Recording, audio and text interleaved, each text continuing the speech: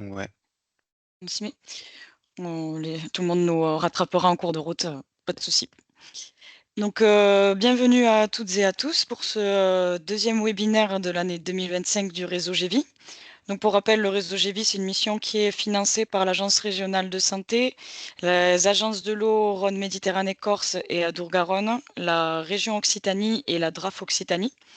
Donc nous allons passer 1 heure ensemble pour aborder, la question de la gestion différenciée et nous avons la chance aussi d'avoir, Alfredo Pérez de la ville de Millau pour nous faire un retour d'expérience sur la mise en place, de la gestion différenciée au niveau de la ville. Donc pour rappel, Florian l'a dit, les micros de tout le monde sont éteints, mais n'hésitez pas à utiliser, l'onglet conversation pour poser vos questions. On va les, récupérer, on les posera un peu plus tard dans la présentation. Et le webinaire est enregistré, il sera disponible d'ici quelques jours sur notre, site, de Fredon Occitanie GEVI. Donc, on commence, tout de suite. Un petit rappel de, qui est Fredon Occitanie. Donc c'est un réseau régional d'experts au service de la santé du végétal, de l'environnement et des hommes. Donc nous agissons dans l'intérêt général en fédérant des réseaux engagés et en déployant des compétences de terrain. Et on part du principe de une seule santé, qui est donc, la santé du végétal égale santé de l'environnement égale santé des hommes. Et Fredon Occitanie, du coup, nous déployons nos missions à l'échelle de l'Occitanie, de la région, en ayant, 2 sites. Le siège est situé à Vaillocès, à côté de Montpellier, et une antenne opérationnelle à côté de Toulouse, à Montrabé. Donc, Fredon Occitanie s'articule autour de 2 missions. Donc la principale, c'est la santé des végétaux avec la surveillance du territoire. Donc on procède à des inspections de culture, mais aussi à des produits végétaux qui sont destinés à l'exportation vers d'autres pays. Tout ça pour, surveiller la propagation des, ravageurs et pathogènes des végétaux. Et un second pôle qui est le pôle, environnement qui est, dédié à l'animation de réseaux, pour mettre en réseau des professionnels, faire de l'accompagnement technique de terrain et créer des contenus techniques à destination des professionnels, donc selon différents réseaux. On a le réseau de lutte contre les ambroisies, Captage d'Occitanie et le réseau GEVI que nous animons avec, Florian. En 2 mots, le réseau GEVI, donc GEVI, ça veut dire jardin, espace végétalisé et infrastructure. Donc notre but, c'est d'accompagner le changement de pratique autour de la gestion du végétal pour tendre vers des, méthodes de gestion plus écologiques. Donc, on fait ça à travers de la conception et de la diffusion de ressources techniques, de l'animation de journées techniques, de journées réseau, des webinaires comme celui-ci et aussi en animant le dispositif de la charte engagée pour le végétal dont nous vous parlerons un peu plus tard dans le webinaire. Donc sans plus tarder, aujourd'hui nous allons aborder la gestion différenciée en tant que réponse aux changements socio-environnementaux et à la baisse des moyens en interne. Donc ça va se dérouler en 4 temps avec une première explication de qu'est-ce qu'est la gestion différenciée de manière globale, à quoi ça sert et quels sont ses intérêts. Ensuite, nous aurons une intervention d'Alfredo Pérez de la ville de Millau pour un retour d'expérience de la mise en place de la gestion différenciée au niveau de la ville. Et puis un espace, dédié aussi à vos questions et aux réponses qu'on pourra vous apporter. Et enfin, vous, représentez les outils du réseau et l'agenda à venir. Tu peux passer, Florent. Merci. Donc, pourquoi remettre le sujet de la gestion différenciée sur la table? C'est quand même, ça a quand même quelques années qu'on connaît ça. Mais, avec Florian, nous avons eu des remontées de terrain lorsqu'on visite les gestionnaires, sur de manque de connaissances sur ce qu'est la gestion différenciée. Des fois, le mot ne parlait même pas. Des difficultés d'entretien, de la volonté de faire comme avant, alors qu'il y a eu des évolutions réglementaires, notamment avec le zéro phyto. Avec, des problèmes aussi avec une baisse des moyens en interne, le dérèglement du climat qui fragilise les végétaux, mais aussi qui accélère, le besoin en tonte en raccourcissant les périodes de repos végétatifs. Des outils qui sont peu adaptés pour les gestionnaires, manque de connaissances sur le végétal et la biodiversité en général qui fait qu'on a du mal à le gérer. La vision de faire propre qui est très ancrée et qui parfois, qui empêche de faire une bonne gestion et aussi l'attente des usagers qui peut être très, très poussée. Donc là, c'est des petits exemples de photos, d'espaces qui sont très entretenus, qui peuvent être finalement chronophages pour les collectivités ou alors qui sont mal conçus et qui vont demander aussi énormément de temps en entretien pour des résultats finalement qui ne seront pas à la hauteur de ce qui est, attendu. Bon Florian. Donc, adapter sa gestion, c'est une nécessité face aux enjeux actuels. Donc, on va voir ensemble quelques enjeux actuels, qui font qu'on doit aujourd'hui, modifier ses modalités de gestion et son organisation. Alors, l'extension de la loi, Labbé et de la réglementation, issue, de cette loi, qui vise à interdire les produits phytosanitaires de synthèse dans l'espace public. Donc depuis juillet 2022, l'ensemble des domaines, publics, de l'espace public est couvert par, l'interdiction des produits phytosanitaires, à quelques exceptions près, notamment les pelouses sportives, sur certains cas. On l'a vu hier avec un webinaire de Plantécité notamment. Donc ça demande, cette interdiction des produits phytosanitaires, une organisation différente des priorités d'intervention sur le végétal. Également une restriction budgétaire des collectivités, c'est pas, quelque chose de nouveau puisque, on a quand même une tendance à une baisse progressive depuis de nombreuses années. Mais tout récemment, encore une fois, des, économies demandées aux collectivités, avec une réduction, des budgets des collectivités et donc une nécessité de prioriser le temps de travail, et de l'adapter d'adapter, la charge de travail à certains espaces. Un 3e point, lié à l'érosion de la biodiversité. Donc, ce sont des sujets qui sont quand même en fil rouge, constant dans nos interventions et dans l'intervention de nombreux partenaires. L'érosion de la biodiversité concerne de nombreux taxons. Un exemple avec un effondrement des populations d'insectes est énormément documenté dans la littérature scientifique. Récemment, une étude du Kent Wildlife Trust qui montre une chute de 58% entre 2021 et 2024 des populations d'insectes sur suite à leur suivi, directement sur les plaques de véhicules de voitures. Et puis effondrement d'autres taxons qu'on va pas développer ici, mais qui, est quand même assez alarmant et effectivement se pose la question du rôle de gestionnaire, d'espaces végétalisés à participer à limiter cet effondrement avec une gestion adaptée. Les espaces végétalisés dans les milieux urbains, périurbains contribuent fortement à l'accueil de la biodiversité. Un 4e enjeu actuel, c'est, l'impact, direct, et la conséquence directe et concrète du changement climatique en zone urbaine, avec l'accroissement d'îlots de chaleur sur des zones, par exemple orphelines en végétal.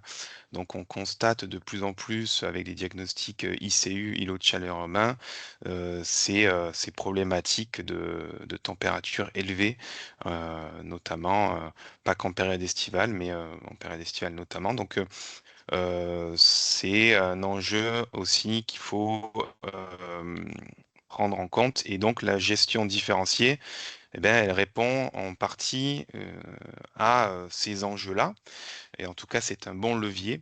Donc qu'est-ce que la gestion différenciée, hein? C'est, selon la définition de Plantécité dans le guide datant, de 2014 mis à jour en 2021, ce guide de mise en œuvre de la gestion différenciée, c'est l'adaptation de la gestion d'un espace, qu'elle soit au niveau de la conception ou de son entretien, selon les caractéristiques du site et selon son environnement, vers une meilleure approche économique et écologique des espaces municipaux.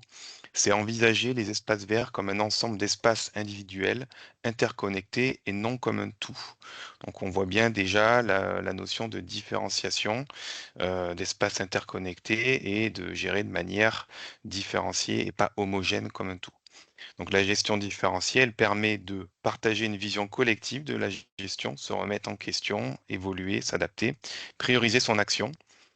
Elle permet aussi aux espaces végétalisés de remplir des fonctions, on l'a vu à l'instant, pour répondre aux enjeux qu'on a évoqués juste avant. Elle permet de transmettre les modalités de gestion aux équipes, via par exemple, un document, le plan de gestion différencié, qui permet de partager cette gestion à l'ensemble de l'équipe. Engager une dynamique de formation également, ça permet aussi de se remettre en question, d'évoluer, de se former et puis, se questionner sur l'adaptation de ces outils. pour cette nouvelle gestion. Quelques principes fondamentaux de cette gestion différenciée. Une première étape, c'est analyser l'existant avec un inventaire des espaces verts, un inventaire quantitatif et qualitatif. L'idée, c'est de mieux connaître les surfaces à entretenir, leur localisation, leur surface, la charge d'entretien, la fréquence, le matériel, etc. Un inventaire qualitatif pour mieux connaître les caractéristiques de chaque site, leur qualité paysagère, éventuellement leur valeur historique ou culturelle, leur fonction et usage, leur fréquentation, leurs problématiques associées. Donc c'est faire un état des lieux dans un premier temps. Ensuite, c'est classifier les espaces qu'on a identifiés avec des codes de qualité, codes d'ambiance. Ces codes traduisent des objectifs de gestion, la nature des tâches à réaliser, la fréquence de ces tâches et puis comment procéder, avec quel matériel. Ces ensembles d'espaces verts codifiés et sont cartographiés ensuite avec les codes associés. Et puis, l'idée, c'est ensuite de communiquer auprès de la population sur cette nouvelle gestion, de former les agents à évoluer et à adopter de nouvelles pratiques de gestion et puis piloter le changement de pratique. Cet ensemble d'éléments et de principes fondamentaux se retrouve dans un document qu'on nomme le plan de gestion différencié, qui peut être conséquent, qui peut être un petit document. Tout est possible et adaptable en fonction de l'échelle de la collectivité ou de la structure gestionnaire d'espaces végétalisés qui veut mettre en place une gestion différenciée. Sur les codes ambiance, codes de qualité, on va le voir plus en détail, hein. Donc ça, c'est un tableau issu du guide de plantes et cités qui montre pour 5 gestionnaires les différents codes qu'ils ont utilisés. Un code 1 qui est souvent un code avec un entretien très suivi, une ambiance horticole, un espace vert de prestige. Un code 2 qui est plutôt dédié à des espaces jardiniers avec un entretien suivi. Un code 3 plutôt rustique, avec un entretien un peu moins intensif, plutôt limité. Un code 4 qui peut se ressembler à un espace naturel, une ambiance naturelle, un entretien extensif. Donc, vous voyez une variété de codes avec des dénominations très différentes en fonction des gestionnaires. Il n'y a pas une solution ou une dénomination, il y en a plusieurs. C'est à adapter en fonction de sa collectivité et de ce qu'on veut faire. Par exemple, j'ai résumé en 3 codes ici. Un code 1 avec un espace très suivi, un parvis de mairie par exemple. Un code 2 avec un espace jardinier, avec un entretien suivi. C'est un espace vert accompagnant un lieu public d'importance, par exemple ici le cimetière à Alzone. Et puis un code 3 ici plutôt naturel, semi-naturel, où on va pratiquer un entretien extensif. Le plan de gestion différencié rassemble cet ensemble d'éléments. Donc, il n'y a pas un type de plan de gestion différencié, il y en a plusieurs. Et encore une fois, je rappelle que ça s'adapte à la capacité de la commune à faire à intervenir soit un bureau d'études, soit un projet tutoré, soit un stagiaire qui peut réaliser un plan de gestion différencié. Donc ici, c'est par exemple la commune de Montbazin qui a fait intervenir un étudiant pour concevoir, une étudiante pour concevoir son plan de gestion différencié. Donc eux, ils avaient choisi 5 codes qualité, donc un espace jardinière, un espace patrimonial, un espace ludique, un espace champêtre, un espace nature. Donc ce sont des exemples, hein. Heu, Ils ont cartographié ensuite par espace, tous les espaces verts qui sont reliés à un code qualité. Donc là, on a l'exemple d'une cartographie ici. On peut aussi avoir un autre exemple, c'est une commune qui a plutôt stabiloté ses espaces en fonction de ses codes qualité ou codes d'ambiance. Donc ça peut aussi se faire à la main sur le papier. Voilà, donc tout dépend. On peut utiliser soit un SIG, soit directement un plan avec du stabilotage. Voilà pour les petites communes, par exemple, qui ont moins de moyens. Et puis ici, chaque espace pour Montbazin a sa petite fiche qui va détailler les modalités de gestion pour un espace. Voilà. Donc ça peut prendre l'apparence d'une fiche, ça peut prendre l'apparence d'un tableau aussi, tout simplement, qui va présenter les modalités de gestion, la fréquence, le matériel à utiliser et tous les éléments nécessaires. pour bien suivre la gestion qu'on s'est fixée. Non, ce qu'on veut, aussi faire comprendre, c'est que la gestion différenciée, on n'est pas obligé d'être une grande commune pour la mettre en place. Ça peut se mettre en place dans toutes sortes de structures et là, par exemple, on a l'exemple du campus du lycée agricole de Font-Labour, dans le Tarn, qui a mis en place une gestion différenciée en lien avec les élèves étudiants, puisque c'est un lycée, qui, enseigne l'aménagement paysager. Donc là, c'était juste un exemple du code 1 qui a été assuré sur le plan total du campus. Donc c'est plutôt là où il y aura plus d'interventions. C'est c'est ce qui représente les terrains de sport ou alors les endroits dits de prestige, d'accueil du public, etc. Et en fait, ça peut être, le document le plan de gestion différenciée peut être extrêmement simplifié pour être compris par tous. Et tu peux passer la diapo, Florian, s'il te plaît. Et c'est ce qu'on trouve dans les locaux du campus de Font-Labour. C'est le plan qui est simplifié en quelques fiches par code et par zonage et que tout le monde peut bien comprendre et tout le monde peut se l'approprier. Et c'est réellement les élèves qui, avec les enseignants, qui font l'entretien du campus. Donc voilà, on peut voir qu'on peut faire vraiment plein de choses différentes en simplifiant les choses et ce que ce soit compris par tous. Florian, je peux passer, s'il te plaît. On ne te voit plus, je sais pas s'il y a un souci. Non, c'est bon. Il y Ah, avait c'est un bon. petit souci. Hop, voilà. Donc, quand on parle de gestion différenciée, on parle aussi de modalités de gestion. Donc là, par exemple, on va voir deux types de modalités hein, que Alfredo va aussi détailler durant sa présentation. Donc, par exemple, la tonte différenciée qui vise à tondre en fonction des usages et des cheminements identifiés. Donc, l'idée, c'est de ne pas tondre de manière homogène. C'est par exemple, ici sur cette photo, on voit une tente qui permet d'avoir des bordures un peu plus entretenues et un couvert végétal ensuite qui est laissé en fauche tardive. Donc l'idée, ça permet de créer des patchs de végétation pour créer des mosaïques pour la faune. C'est tendre en fonction des usages et des cheminements identifiés. Donc on tend aussi pour laisser l'usage de cheminement et ça c'est important.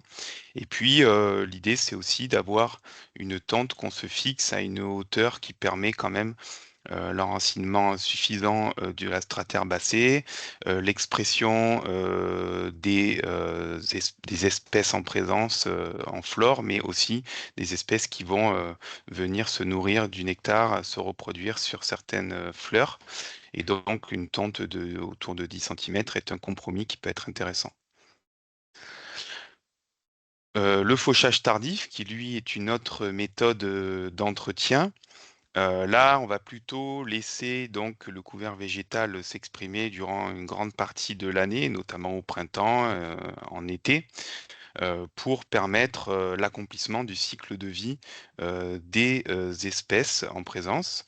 On peut parler des orthoptères, des papillons, des, pollinisateurs qui vont utiliser ce couvert végétal pour accomplir leur cycle de vie. Donc l'idée, c'est de faucher le plus tard possible en fonction des enjeux, bien évidemment.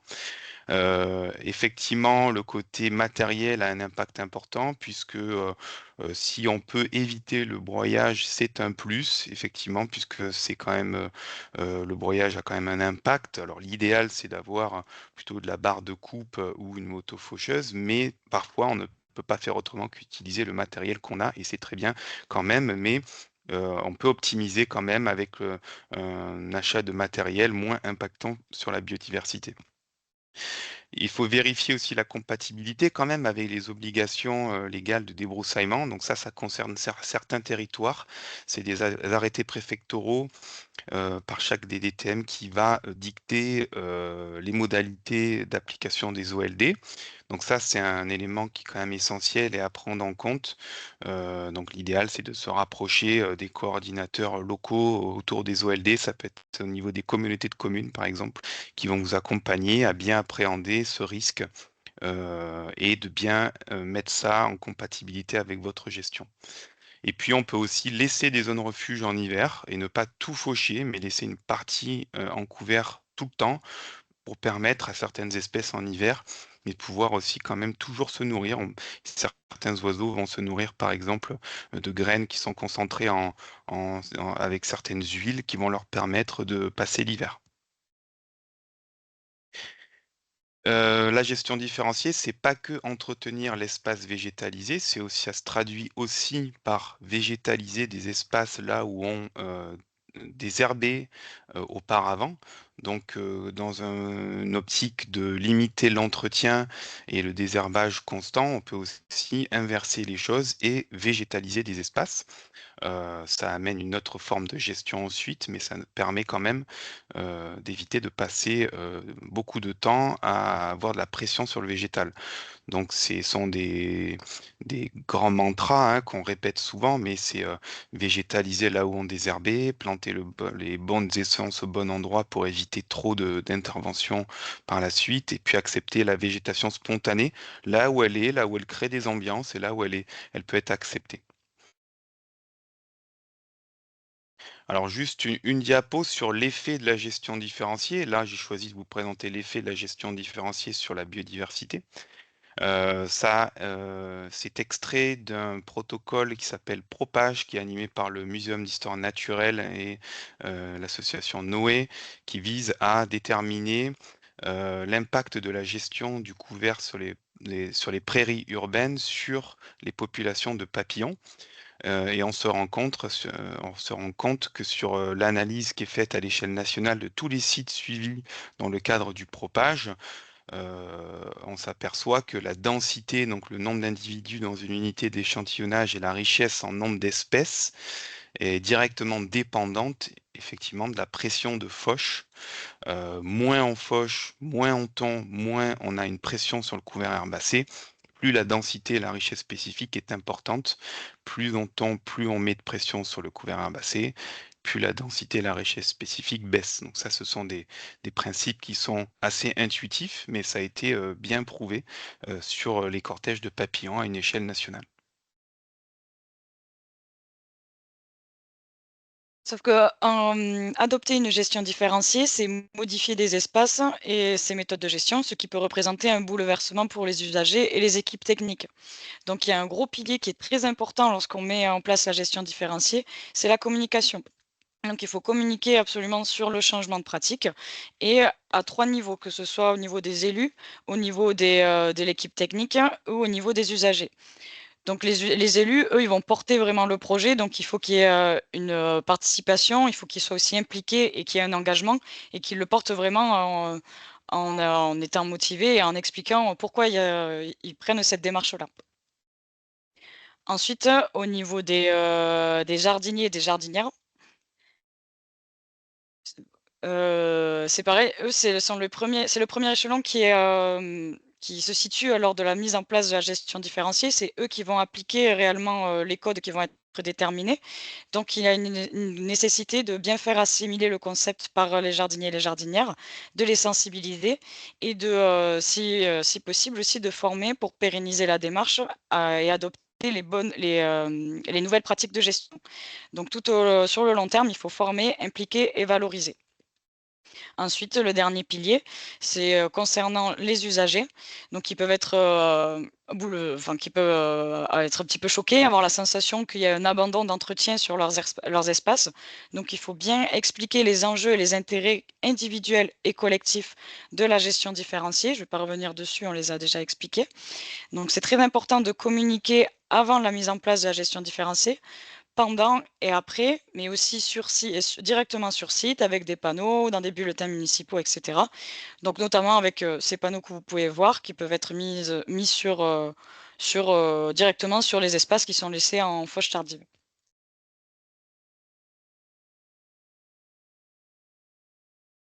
Et enfin, comment se lancer? Donc, on vous a fait un petit récap des, ressources que vous pouvez mobiliser avec, la référence nationale, de Plantécité, avec, le guide, La gestion différenciée, une méthodologie de mise en œuvre, qui avait été rédigé dans les années 2010, mais il y a eu une réactualisation en 2021.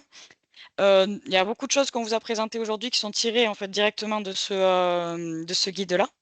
Et ensuite, il y a des outils un peu plus spécifiques qui sont spécifiques au territoire et qui ont été développés par les CAUE, les agences de biodiversité régionales, etc. Donc, vous pouvez creuser des choses. Et nous avons une page également qui est dédiée sur notre centre de ressources qui s'appelle Accueil de la biodiversité, où il y a des choses plus larges que le plan de gestion différenciée, mais qui peuvent vous aider à le mettre en place. Et ensuite, pour se lancer, c'est important d'identifier des gestionnaires qui pourront être ressources, qui vont vous expliquer comment ça a été fait, mis en place chez eux. Et donc, nous, on vous invite à aller consulter la carte interactive que nous avons sur notre site, qui regroupe les adhérents de la charte engagée pour le végétal. Et c'est classé par thématique de gestion. Donc, vous pouvez retrouver, vous pouvez classer, enfin chercher un gestionnaire par gestion d'au moins un espace pour la biodiversité. Et ça vous mettra les gestionnaires qui ont mis en place ça. Donc, ça peut être des personnes ressources, vous pouvez recontacter pour avoir des renseignements. Maintenant, du coup, on va laisser la parole à Alfredo Pérez de la ville de Millau, qui va nous présenter la gestion différenciée au sein de la ville, que ça fait quelques années que c'est déjà le cas. Donc, Alfredo, on va te laisser partager ta présentation. Voilà, super. Ok, merci beaucoup. Donc, bonjour à tous. Donc, comme il a été dit, Alfredo Pérez, responsable de la régie espace public. C'est un barbarisme qui regroupe la responsabilité des services essentiellement liés au cadre de vie, l'espace vert, ville propre, la propreté urbaine, les cimetières et le CIDEP, qui est j'aurai l'occasion d'en parler, un service d'intervention et désherbage de l'espace périphérique qui a été mis en place lors de la mise en place justement du zéro phyto sur la ville. Voilà. Je vais commencer sans vous faire une visite, c'est pas le but touristique de Millau, mais au moins placer Millau dans son contexte. Millau, donc dans l'Aveyron, sous-préfecture Aveyron, le sud Aveyron, hein, avec la particularité, donc l'hiver, pour les questions propres au métier, d'être le nord du massif, le sud du massif central, pardon, avec le froid qui le caractérise, et l'été d'être le nord du Midi, avec les chaleurs qui le caractérisent aussi. On est traversé par la 75, on est au milieu du parc des Rancos, la 75 donc couronné par le viaduc de Millau qui est célèbre, aux portes des gorges du Tarn, et au milieu du territoire des Grands Cosses, dont le plus célèbre est le Larzac, et d'un point de vue un acteur économique majeur du territoire, Roquefort et son fromage. Voilà pour la présentation générale de la ville. Je ne m'étends pas plus là-dessus, si ce n'est que c'est une ville de 23 000 habitants. Et sur les suites à la présentation, m'attarder plus sur les arguments techniques, en tout cas liés au secteur. Donc, on est sur 37 hectares d'espace aménagé, plus ou moins structuré, et 35 hectares d'espèces naturelles. Il faut savoir que Millau est une des plus grandes communes de France, hein. On a 168 km² de domaine communal. Pour l'imager un peu, on est plus grand que Paris et Montpellier, par exemple, pour rester sur la région. Bon, bien sûr, on n'entretient pas tout, mais voilà. Alors, dans les espaces naturels, on en a beaucoup, et certains qui sont en délégation, je vais en parler. On a 185 secteurs à entretenir, c'est-à-dire où on est attendu avec des missions d'entretien. Sur la question des arbres, on a 7800 arbres, beaucoup plus référencés sur le SIG, mais on parle essentiellement d'arbres d'alignement, dont 840 sur les principaux boulevards et 200 arbres fruitiers sur un verger municipal qu'on vient de créer il y a 3 ans, et dans les quartiers, un peu partout, puisque ça rentre, ça devient, c'est dans l'air du temps maintenant, le concept de l'arbre fruitier pour la question de partage de liens sociaux. On a encore des jardinières et des suspensions au nombre de 140. Donc, je le disais en délégation, on a 400 hectares de forêt communale qui sont délégués à l'ONF, en lien avec l'ONF. Nous avons 6 cimetières, 10 hectares et demi de cimetières sur la commune, dominés par 2 majeurs, un de 5 hectares, un de 4,5, et 4 autres dans des hameaux donc, qui dépendent de la commune. des petits cimetières. Et pour info, ça a toute son importance. On a 180 km de voirie communale, donc 90 de voirie urbaine. Donc c'est un chiffre qu'il faut multiplier par 4 lorsqu'on poursuit l'herbe indésirable. On le multiplie par 4 ce chiffre, puisqu'il s'agit des deux côtés, du caniveau et des bords de façade. Voilà pour la présentation rapide des secteurs dans leur ensemble, ou en tout cas des endroits où on intervient. Tout ça avec des moyens humains qui sont de 25 agents sur le service espace vert et naturel, 3 agents sur le CIDEP, donc le service intervention et désherbage des espaces périphériques, donc qui se charge, lui, du désherbage de l'herbe indésirée dans les abords de la ville. 3 agents au cimetière, j'en parle parce que le cimetière aussi, je ne le développerai pas beaucoup, mais fait partie non seulement des conclusions qu'il fallait tirer de la seconde mouture de la loi Labbé, mais et aussi des questions de préservation de biodiversité, quoi qu'on en dise. Les cimetières de Millau sont totalement enherbés aujourd'hui. Voilà, donc voilà pour les moyens humains.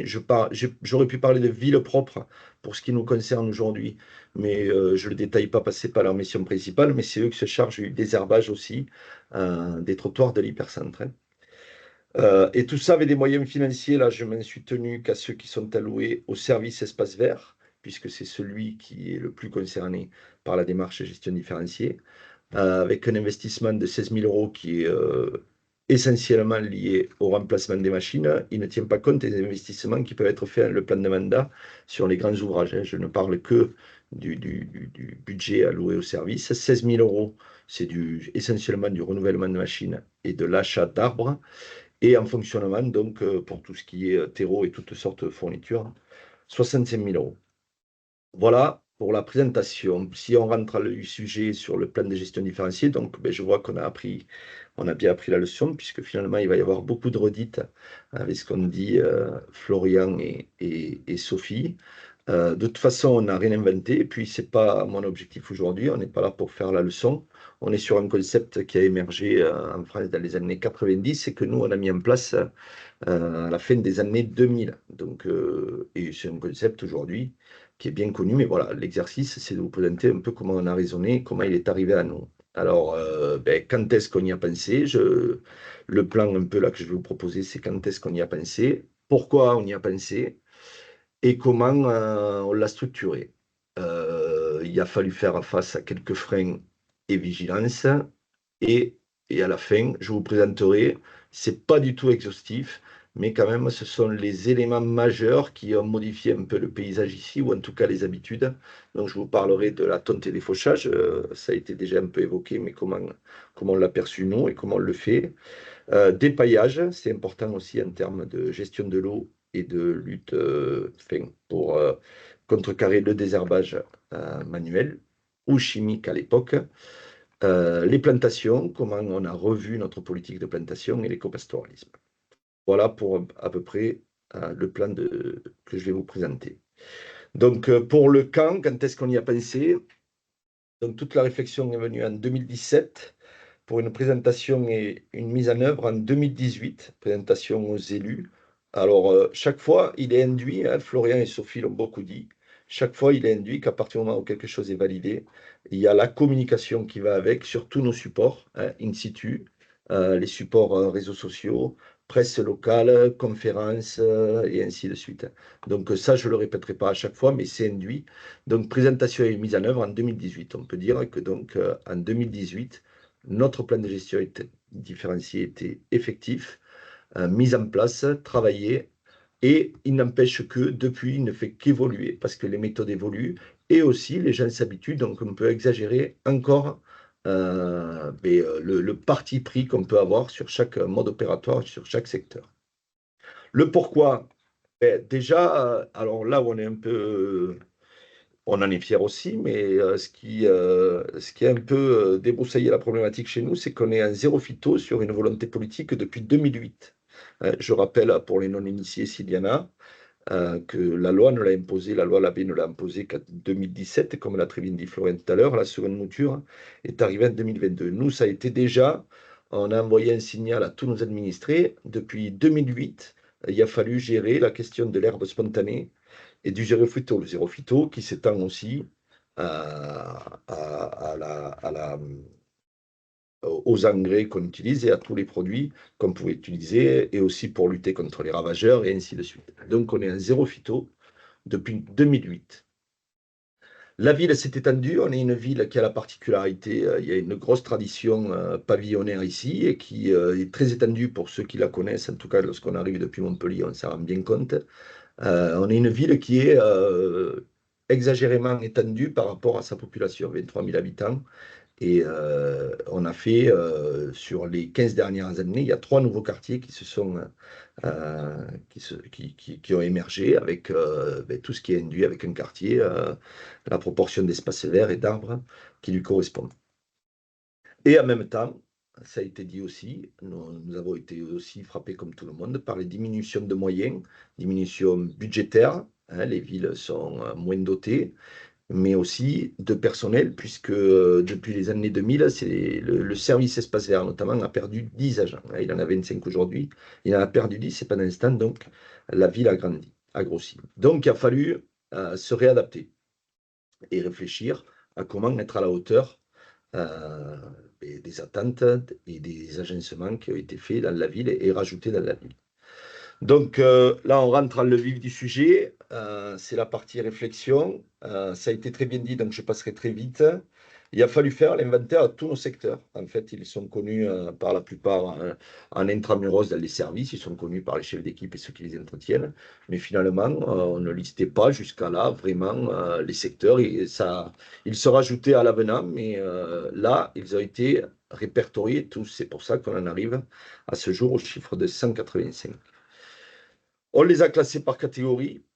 Donc là, si je ne vais pas m'étendre beaucoup plus, voilà comment on les a classés, hein, puisque Florian a très bien parlé aussi. Alors, vous dire aussi que nous, notre influence a été Planté-Cité. Voilà.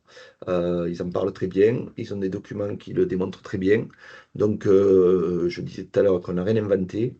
Et ce que je vous montre là, c'est et les éléments de langage et la codification inspirée de Planté-Cité avec 4 catégories. On n'a pas rajouté la cinquième comme ça peut être proposé, puisque la cinquième, c'était des zones totalement naturelles qui aujourd'hui, il faudra peut-être y réfléchir. On n'y intervenait pas du tout, mais Florian l'a évoqué tout à l'heure. Les OLD aujourd'hui requestionnent ce peut-être code 5 qui correspondrait à des espaces totalement naturels et qui ont vocation à le rester sur toutes les saisons. Donc, sinon, je ne m'étends pas plus là-dessus. 4 codes du 1 à 4, avec le premier, les secteurs de prestige, hein, les parcs, l'hypercentre. C'est là que, lorsqu'on a des jardinières, qu'on les a. Les jardins d'accompagnement ou les espaces jardinés, ben, c'est tout ce qui peut être planté et entretenu sans pour autant que ce soit un lieu de villégiature. Les jardins champêtres et espaces rustiques, eh ben, c'est là où on va laisser un peu plus la nature faire son travail et on va être moins intensif en termes d'entretien. Et après, eh ben, les espaces naturels, les jardins de nature. Et nous, pour le coup, c'est essentiellement dans ces zones, hein, lorsque je vois Talus, Talweg, champ de l'Agrofesenc, bon, ça ne vous parle pas, mais le champ de l'Agrofesenc, c'est un site archéologique. Le Talweg, c'est un talus dans un quartier très pentu. Ben, c'est là aussi qu'on a réfléchi, par souci d'économie d'énergie, des agents, euh, qu'on a réfléchi à l'éco-pastoralisme, j'en parle. Donc, je ne m'étends pas plus sur euh, les classifications. Et ce que je n'ai pas pu vous démontrer, c'est la définition des niveaux d'entretien par catégorie. Euh, Ça, c'est pareil, hein, on l'a tiré de Planté-Cité, des conseils de Planté-Cité. C'est un tableau totalement, complètement exhaustif des modes opératoires sur chaque secteur, selon l'usage et la fréquentation, et suivant la catégorie à laquelle sur laquelle on l'a placé. Ça va pour la catégorie 1, on va au nombre de fois, la fréquence d'enlèvement de fleurs fanées, des hauteurs de tonte, de fréquence d'arrosage. C'est un tableau totalement exhaustif sur toutes nos missions, hein, euh, que je n'ai pas pu vous représenter là, mais pareil, il est facilement trouvable. Et en même temps, comme l'ont dit Florian et Sophie, chacun, en même temps, peut le rédiger comme il l'entend. Voilà pour le contexte et comment on a mis en place notre plan de gestion différenciée. Donc, sur les quelques idées euh, un peu spectaculaires ou événementielles, en tout cas vis-à-vis de nos interlocuteurs, ça a été le fauchage tardif. Il me semble, Sophie, qu'il manque un slide là, non? On n'avait pas quelque chose sur les partenaires, hein, du moins les élus, les collaborateurs les plus Euh, proches. Ça me dit rien. Bon, bon, mais c'est pas grave. Bon, donc avant de continuer, vous dire On qu'avant en ça, il a parlera. fallu convaincre, hein, comme l'a dit Florian tout à l'heure, il a fallu convaincre toutes les parties prenantes. On en a trois lorsqu'on travaille pour une collectivité. En premier, les élus, c'est eux qui valident la démarche ou pas, avec des sensibilités politiques qui tendent vers ça ou pas. Quoi qu'il en soit, là où ils se retrouvent, c'est sur les enjeux économiques. Et là, si on parle des fauchages tardifs, le concept, c'est d'aller tondre ou faucher des secteurs beaucoup moins que ce qu'on le faisait avant, puisque grosso modo, avant, à partir du mois de mars, tout le monde se mettait en ordre de marche et on se mettait à tondre à ras tous les secteurs, quels qu'ils soient, au prétexte qu'ils étaient communaux. Et si on ne s'en rappelait pas, les administrés s'en chargeaient de nous le rappeler. Donc, il a fallu faire émerger le concept du fauchage tardif. Et là, sur les enjeux économiques, donc, nous sommes passés à 50% de notre surface NRB en fauchage tardif, c'est-à-dire que de mars à mi-juin à peu près. Alors, on se rend compte par expérience et par la contrainte OLD aussi, qu'on a du mal à tenir cet engagement. Et du coup, on a eu la chance d'avoir la caution de deux organismes importants. Le premier, c'est l'AMBA, l'association mycologique et botanique de l'Aveyron, qui n'est qu'un décrochage de la Société botanique de France, qui, eux, ont vu un intérêt avec les fauchages tardifs d'un point de vue biodiversité sur tous les aspects flore endémique et spontanée. Et d'ailleurs, c'est eux maintenant qui prennent le relais en communication. On a signé un partenariat avec eux. Ils sont chargés de prospecter et on a vu émerger des milliers d'orchidées dans des secteurs où on ne les aurait jamais vues. Jusqu'à la Barlie de Robert, il semblerait, selon leur dire, que nous soyons la station, nous ayons à Millau la station la plus au nord de la Barlie de Robert. Voilà, si on n'avait pas euh, mis en place ces pratiques-là, peut-être que c'est quelque chose qu'on n'aurait jamais vu et jamais su. Voilà, donc c'est eux, c'est la caution. L'autre institution là, qui a souhaité nous rejoindre via un partenariat, c'est le GDSA, le groupement de défense et sauvegarde apicole, qui, eux, à travers le fauchage tardif, ont vu les avantages par rapport à tout ce qui est pollinisation et plantes mellifères. Voilà. On est aussi acteur avec eux. Du coup, à travers les plantations, là, je fais une parenthèse, c'est des choses qu'on va mettre en place sur tout ce qui est répulsif du frelon asiatique, puisqu'en définitive, on ne peut pas trop lutter contre le frelon asiatique. On ne sait pas où il va se mettre et ce qu'il veut faire. En tout cas, on sait ce qu'il veut faire, mais on ne sait pas trop où il va se mettre. On ne peut pas l'anticiper. Les méthodes de piégeage ne sont pas encore bien au point parce qu'elles sont pas assez sélectives. Mais par contre, il existe des plantes, c'est le travail qu'il nous reste à faire, on va l'engager. Il reste des plantes répulsives pour le frelon asiatique et c'est quelque chose qu'on va mettre en place. Tout ça pour dire que le GDSA a aussi validé la démarche. Et lorsqu'on a des démarches aussi événementielles aux yeux de la population, et bien, à la fin, on a une caution supplémentaire, on refile un peu ou on partage un peu le problème avec des spécialistes. Et lorsqu'un spécialiste parle d'un sujet, souvent il arrive à convaincre mieux que nous, collectivités, qui sommes des fois, euh, par le fait de la résistance au changement, beaucoup plus contestés. Voilà. Lorsque je reviens sur les partenaires, ce qu'il a fallu convaincre aussi, c'est les collaborateurs les plus proches. C'est les collaborateurs les plus proches, Florent l'a dit tout à l'heure, hein, c'est déjà les jardiniers du service espace vert qui, quoique très motivés, sont issus d'une formation dans laquelle tout ça n'a été qu'évoqué à la marge pour les plus jeunes et puis pour les plus anciens. On a des jardiniers qui ont 25 ans, 30 ans de service et qui, pour le coup, tout ça c'était révolutionnaire, d'autant plus qu'on est ici dans un territoire où on est influencé par l'agriculture traditionnelle d'un côté, où la propreté et le bon entretien et la netteté, c'est tout à ras, tout vert, et tout fluo. Mais aussi, on a aussi une frange du personnel qui était beaucoup plus participative parce que déjà plus informée, toujours un peu à la recherche des nouvelles méthodes. Je pense que dans tous les services, dans toutes les collectivités, on est confronté à ça. Mais ici, avec la particularité que de l'autre côté, on a le Larzac qui, lui, depuis un moment aussi, euh, à travers la lutte Larzac et tout ce qu'elle véhicule, donnait du sens à toutes ces démarches. Voilà, ça c'était pour les questions des gens qu'il fallait faire participer. Et bien sûr, et je continue, je fais le parallèle entre le fauchage tardif et les administrés. Alors pour eux, devant chez eux, un espace communal, ils voulaient que ce soit tondu pour y promener le chien, pour que les enfants y jouent et compagnie. Donc il a fallu les convaincre aussi, grâce à la communication in situ et les explications données par les divers supports de communication. Je continue donc. Ce qu'il faut faire dans le fauchage tardif, ce qui est important, c'est de démontrer qu'on n'a pas abandonné le secteur, que c'est un choix un choix de gestion, pardon.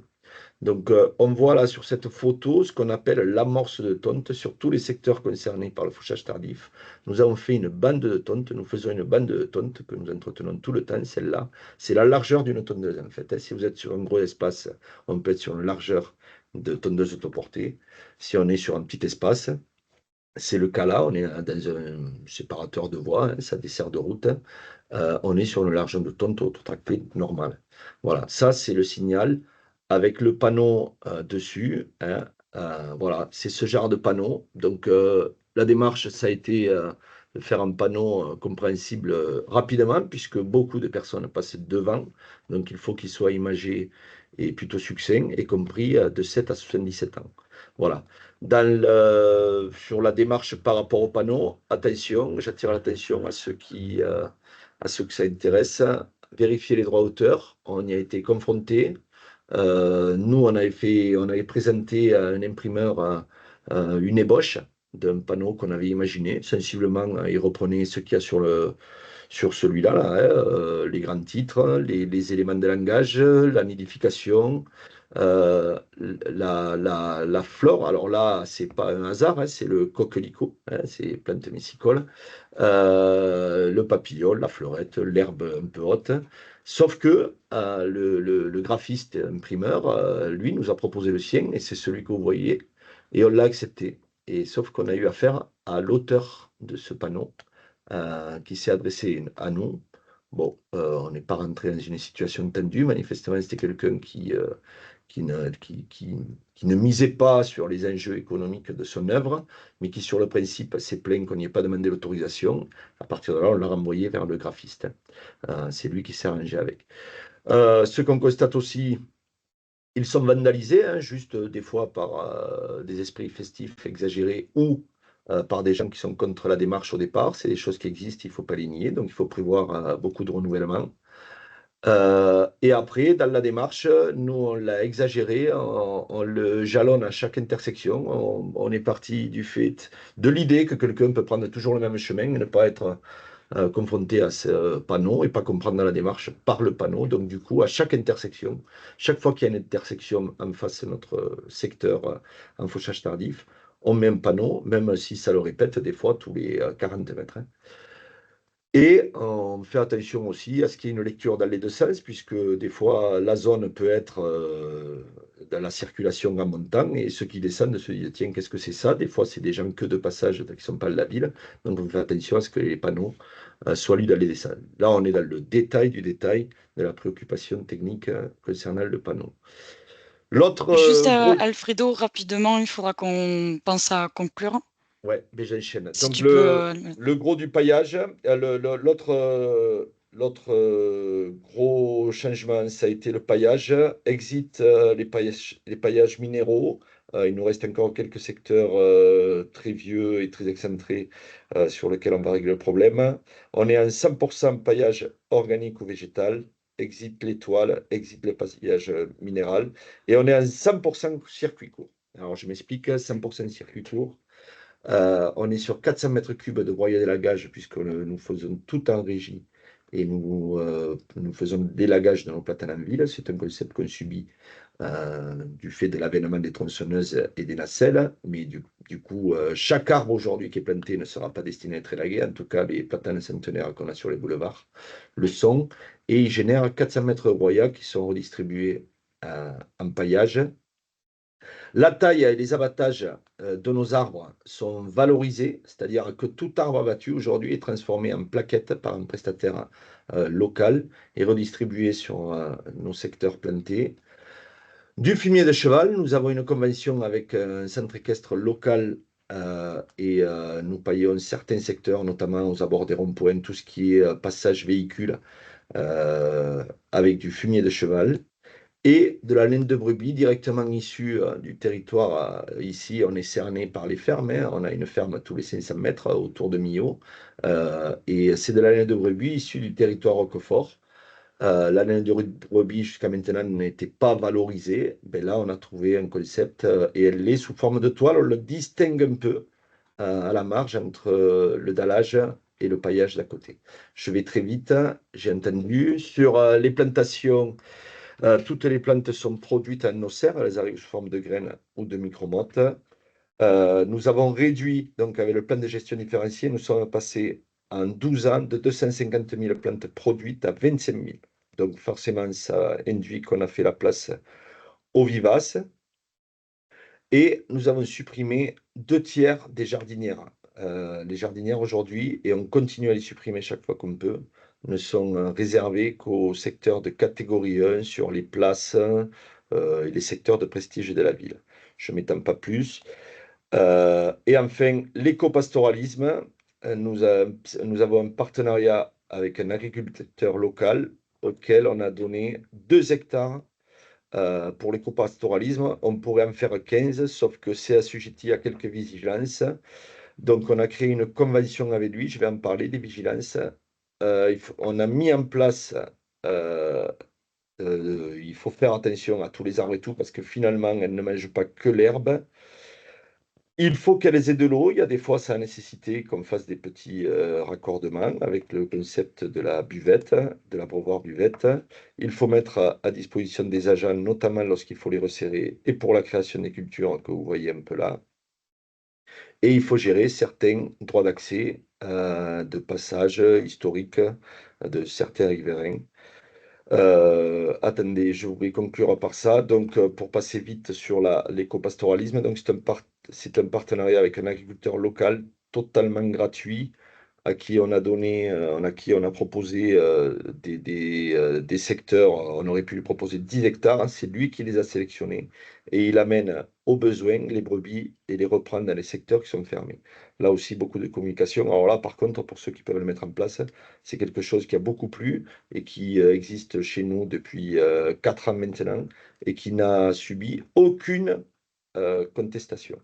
Voilà, je suis allé très vite sur la fin. J'aurais pu développer donc dans mon laïus, je ne l'avais pas fait volontairement, tout ce qui est encore lié à la gestion différenciée, la désimperméabilisation, les pieds d'arbres, la lutte biologique intégrée, les cimetières, je l'ai dit, la problématique OLD. Mais voilà, on ne pouvait pas tout faire. Pour ce qui est de l'éco-pastoralisme, vous pouvez le retrouver sur le site UCRT, puisqu'on avait fait une convention dédiée à ça une conférence dédiée à ça lors des journées régionales à Nîmes l'an dernier. Voilà. Je vous remercie et je suis disponible pour vos questions et désolé pour le timing. Pas de souci, merci beaucoup. On a une première question de Sylvie Mélier.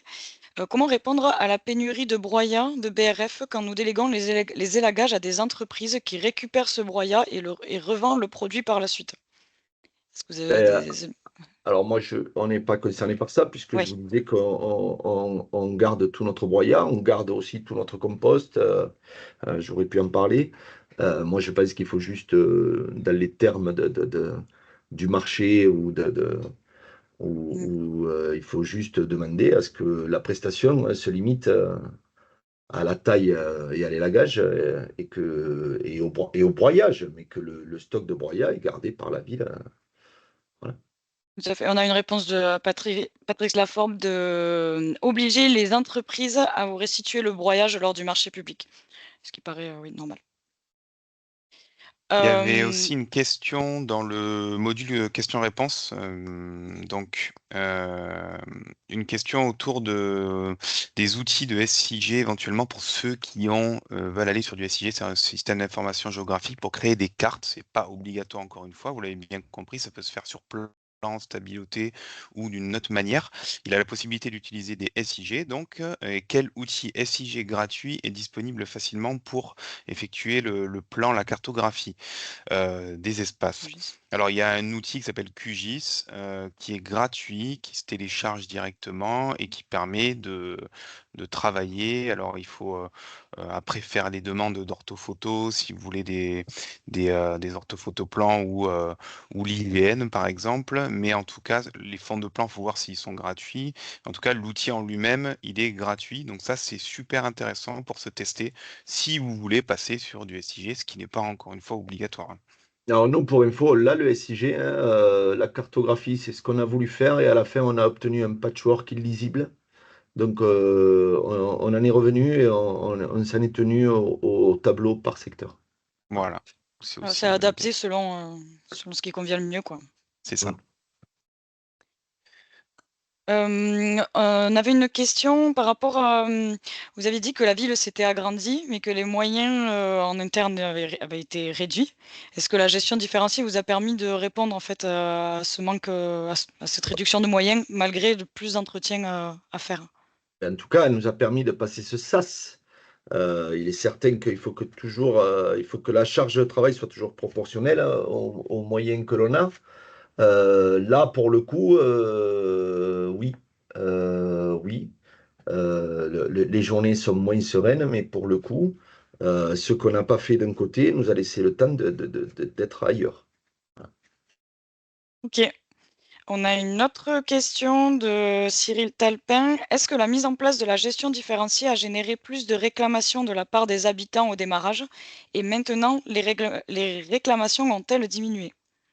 Oui, considérablement. Alors, il faut accepter l'idée et la résistance, le syndrome de la résistance au changement, il est universel et il touche tout le monde, toutes les corporations, tous les styles d'interlocuteurs qu'on peut avoir dans une collectivité.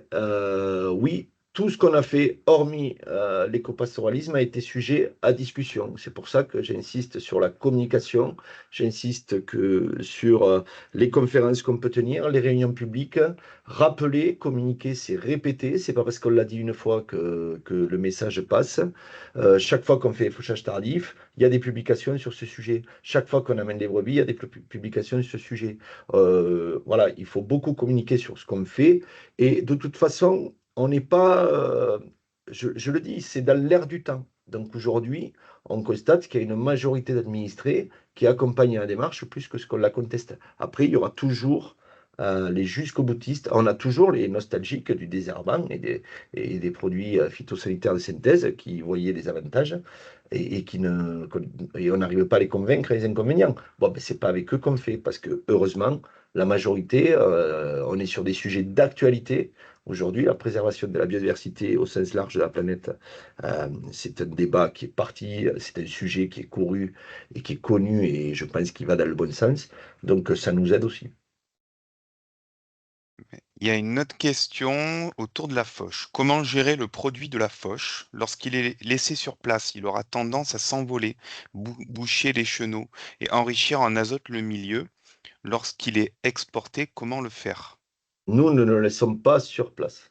À l'exception justement de certains secteurs où il est mulché, nous ne le laissons pas sur place. On n'en a pas parlé, le fauchage tardif. Le premier fauchage, hein, donc au mois de juin, attention, il est chronophage, hein. Celui-là, il prend du temps par contre, parce qu'au lieu d'une tonte, ça en fait deux. Parce qu'il faut, là, on a tout essayé. Au moment où vous achetez une tondeuse, moi en tout cas, moi, je demande, je fais toujours une fixette sur la hauteur d'herbe qu'on a coupée la première fois. Lorsqu'on vous la vend, vous achetez la tondeuse parce qu'elle est capable de tondre votre fauchage tardif. Et en réalité, non. Ça, bon, ça c'est une expérience qu'on a maintenant. Donc maintenant, ce qu'on fait, c'est que nous, on le passe au gyrobroyeur, hein, une fois que tout est sec. Et après, s'il est bien fin, on arrive à le relever avec les tontes, mais on exporte ce genre, je parle sur les fauchages tardifs, on exporte la fauche. Et où est-ce que vous exportez la fauche? Ah ben nous, on a des lieux de stockage, on a des zones pour ça, où notre broyat, la tonte, tout se composte. Pour ce qui est des grands volumes, ça part dans des bennes et c'est le centre tri qui le gère et qui le valorise lui-même. Je rappelle qu'exporter la fauche, très rapidement, en 10 secondes, c'est un intérêt pour ne pas trop enrichir le milieu en azote, qui va favoriser les espèces nitrophiles rudérales avec peu d'intérêt. Exporter la fauche, c'est un peu appauvrir le sol aussi, qui permet à la banque de graines et à d'autres espèces, dont les orchidées, les ophrys, etc., de s'exprimer. Donc c'est aussi une maximisation de la biodiversité de vos espaces. Il y avait une question autour de la formation des agents. En termes de formation des agents des espaces verts, approximativement, combien d'heures ont été mobilisées pour ces formations et est-ce que tous les agents ont été formés? Alors, on est beaucoup sur une démarche Alors, on fait tout en co-construction, hein, ici, dans le service, hein. Donc, chacun amène son intelligence, s'il en a. Et de la formation, il y en a eu, mais sur la base du volontariat. En fait, on fonctionne toujours avec des éléments moteurs. Heureusement, c'est la majorité. Et c'est eux qui, spontanément, ont demandé les formations qui les intéressaient, qui correspondent à partir du moment où elle parlait du sujet qui nous intéresse. Après, il y aura toujours dans les services une frange d'agents qui ne font que suivre, qui sont dans un métier alimentaire, qui sont démotivés, qui ont plein de raisons, qui ne participent pas. Mais ce n'est pas pour autant qu'ils font pas, qu'ils ne réalisent pas les missions comme elles sont demandées, forcément, et qu'avec avec le temps, ben, il rentre dans le mouvement aussi. Il y a quelque chose maintenant qui évolue dans les statuts du fonctionnaire, c'est la formation tout au long de la carrière qui est obligatoire, et on constate maintenant que les récalcitrants au départ, ben, à y être, partent sur des formations, puisqu'elles impactent sur tout ce qui est le régime indemnitaire. Euh, donc, ils choisissent ces formations qui correspondent à ce qui nous intéresse. C'est une D'accord. dernière question, Sophie? Moi, j'en ai pas d'autres. Je sais pas s'il Ok. y en a d'autres, mais... Non, c'est bon pour le moment. Alors, Alfredo, pardon, vous pouvez arrêter le partage et je vais juste conclure avec Sophie sur... hop, ah bah, c'est bon. Normalement, voilà. C'est bon. On va... alors, pour les questions qui viendraient après coup, vous n'hésitez pas à envoyer un mail à Sophie ou à moi et on pourra les relayer à Alfredo. Alors, j'espère qu'il n'y en aura pas 10 000, mais vous n'hésitez pas à poser ces questions-là parce que voilà, vous pouvez répondre après coup, Alfredo. On va conclure ce webinaire simplement pour vous rappeler deux, trois éléments.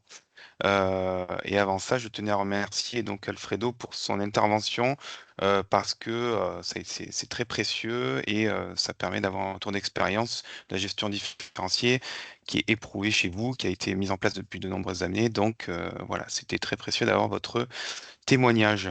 Merci à vous. Merci. Donc simplement, vous rappeler que la charte engagée pour le végétal est toujours ouverte aux candidatures. Donc la charte engagée pour le végétal, c'est issu de la progression entre l'objectif Zéro Phyto, la charte qui était animée jusqu'en 2023, qui n'est plus animée aujourd'hui. Aujourd'hui, on anime la charte engagée pour le végétal autour de 12 engagements. Très rapidement, c'est un accompagnement technique qu'on vous propose qui est financé par ailleurs par nos financeurs, hein. Donc il n'y a rien à débourser de votre part. Et c'est aussi une valorisation de vos pratiques que vous menez sur vos territoires. Donc on vous invite à candidater à la charte, c'est ouvert jusque fin juin, les candidatures et 12 engagements, 3 niveaux de progression. On ne va pas trop s'étendre là-dessus. On a fait un webinaire début d'année pour présenter la charte et il y a une page dédiée sur notre site internet. Donc, vous rappelez que les candidatures sont ouvertes jusqu'au 30 juin et vous êtes les bienvenus dans l'aventure engagée pour le végétal avec nous. Sophie et moi, on anime en Occitanie cette démarche.